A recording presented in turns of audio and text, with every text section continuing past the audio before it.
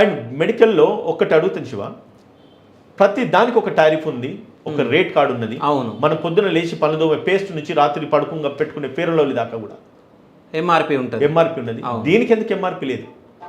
ఒక యశోదకు పోతే ఒకటి, అపోలోకి పోతే ఒకటి, కిమ్స్ పోతే ఒకటి, నిమ్స్కి పోతే ఇంకోటి. నిమ్స్ హాస్పిటల్లో స్టంట్ వేయాలంటే 50,000 60,000 అవుతుంది. అదే స్టంటు కార్పొరేట్ హాస్పిటల్ వేయాలంటే 2 లక్షల రూపాయలు అవుతుంది. అంతకంటే ఎక్స్పర్ట్ డాక్టర్స్ అక్కడ ఉంటున్నారు. ఇక్కడ ఏం పోయింది? మెడిసిన్ అన్నది, వైద్యం అన్నది it's a necessity, it's not a luxury. అవును, నువ్వు హోటల్ వేసి 2,000 ప్లేట్ పెట్టేసి అన్నం తింటే తప్పు కాదు, వాళ్ళకి అవసరం ఉంటే తింటారు, లేకపోతే లేదు. కానీ ఇక్కడికి వచ్చిన తర్వాత it's basic ఎమ్యూనిటీ and basic need అండి. వాడి ప్రాణాలు కాపాడుకోవడానికి వస్తున్నాడు. ఒక టెస్ట్ అవసరం ఉన్నా లేకపోయినా కూడా వాడు టెస్టులు రాస్తూ ఉన్నాడు. ఈరోజు జంతువులకు డాక్టర్లు వైద్యం ఇస్తున్నారు.